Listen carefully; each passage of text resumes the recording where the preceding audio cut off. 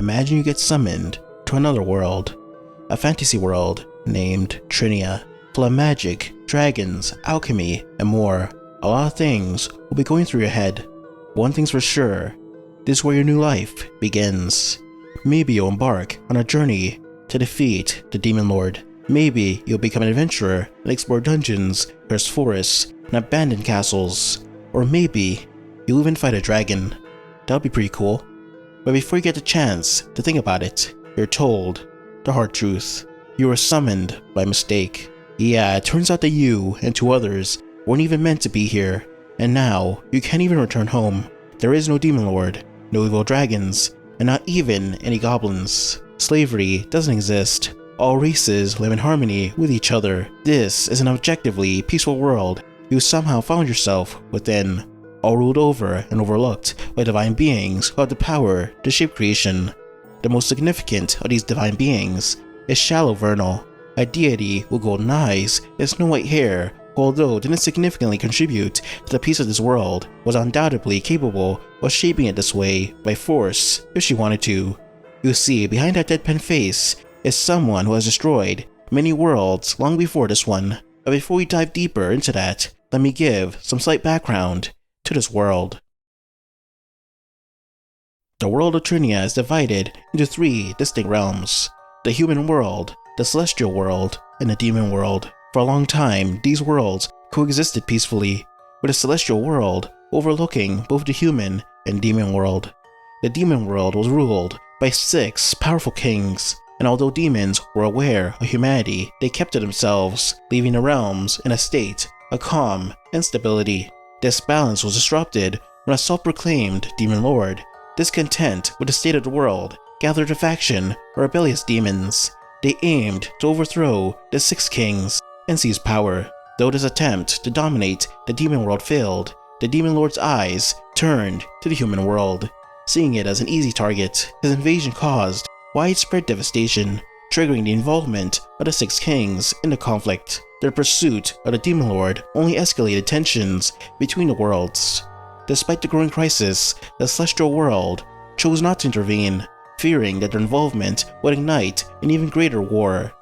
Left with no other option, humanity called upon a hero from another world to defeat the demon lord.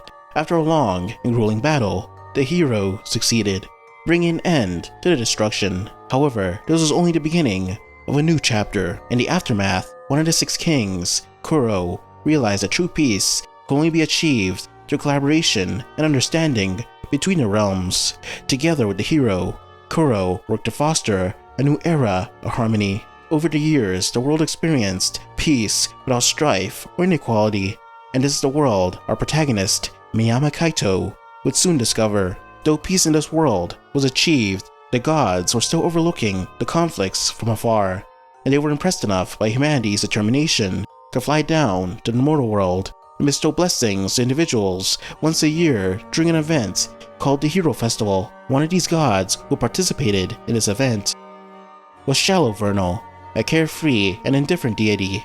She treated everything with equal regard, from sweets to people, showing little attachment to anything in particular. This detached nature was a result of her benevolent yet emotionally distant personality, and even she was unsettled with this aspect of herself.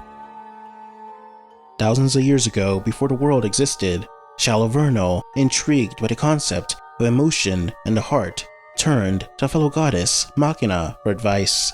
Machina suggested that Shallow Vernal create her own world to experience emotions firsthand. This led to the birth of the world of Trinia. That's partly why this world is so peaceful to an almost comical degree. It existed solely to help Shallow Vernal learn the meaning of emotion. But how did she create this world? Well, the divine are categorized by ranks, lower gods being the weakest, and creation gods being the strongest. Machina, for example, was a creation god, being responsible for the birth of Earth and its inhabitants. However, Shallow Vernal wasn't just a simple god, like a god of time, or love, or anything insignificant. Hell, she wasn't even just a mere creation god. Instead, she is the god of creation herself. She is above all other deities, with the gods recognizing her as the absolute being without exception. But despite this, she couldn't conjure emotion within herself. She believed that if a being capable of teaching her emotion existed, they couldn't occur naturally. To understand emotions, she split herself into two beings, one of whom became Kuro. Shallow Vernal continued her experiments, creating beings imbued with emotion to better understand what it meant to have a heart. The first creation was Een, then came Megiddo. Shallow Vernal then created Isis Remnant, whose powers influenced emotions directly. Shallow Vernal's next creation was Lily Yggdrasil, the World King. Shallow Vernal then brought another being from another world into Trinia, a girl named Alice. Thus, a new age began, one where powerful beings sought to uncover the true meaning of emotion with hopes that Shallow Vernal could learn from them. Shallow Vernal is a god capable of manipulating all aspects of reality. Her powers include causality manipulation, time travel, soul manipulation, cosmic awareness, near omniscience, omnipresence, skivity manipulation, the manipulation of matter, energy, physics, and abstract existence, among many other abilities. But don't for a second think that Shallow Vernal was a being who was meant to create. She was primarily someone born to destroy. In the beginning, there was nothing. But then, there was Shallow Vernal. The precise moment she sparked into being remains a mystery even to her. She simply was, always present at the twilight of the world. She was always there, formless and unthinking, but this was the first time she took on a form and thoughts. But despite that, her mission was the same. She was the beginning and the end, and it was her job to maintain that flow. The creation gods will create worlds, and she would destroy them. Not that she held any specific malice towards these realities, it was just part of her nature as the embodiment of finality, the concluding sentence, the countless narratives, bringing everything to its final chapter. This is thanks to her ability known as the epilogue. Well, not really an ability, it's more like it's her true nature. The epilogue is Shallow Vernal's power to end everything. She doesn't fight her opponent, she doesn't counter their attacks or strategize against their powers. She simply just ends them. Not their physical form, not their magic, not even their soul. She just ends their very being. They cease to exist, instantly die, as if their part in the story just ended at that moment with no resolution. And there is no way to stop this from occurring either. Even if you were to kill her or seal her, that wouldn't stop the ability from ending your existence. Faced with an omniscient or omnipotent being, it brings that omniscient and omnipotent being to their end. Faced with a being beyond omniscience and omnipotence, it brings that being beyond omniscience and omnipotence to their end. Faced with a being immune to the epilogue, it brings the being immune to the epilogue to their end.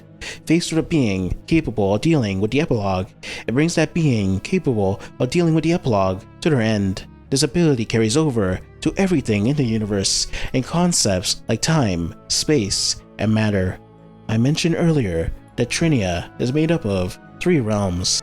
However, the cosmology of this world is obviously much larger, and this is evident from the existence of Earth, which is separate from the 3 realms. There could in fact be infinite universes and dimensions with their own gods and hierarchies, some of which could be stronger than even Shallow Vernal herself. But strength and hierarchies don't mean anything to the epilogue. It outscales all of them despite the amount of power or hacks they gain.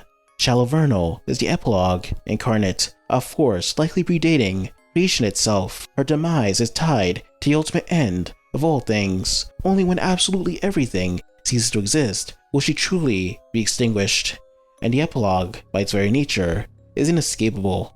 No power can defend against it. Shallow Vernal, as a physical manifestation, doesn't require any awareness what she brings to this conclusion. The end comes regardless of the distance you travel, the timelines you escape to, or the hierarchy of your dimension. She's the very concept of a story's finality. We should be thankful she managed to fall in love and that the world is at peace, because I don't know who could stop her otherwise.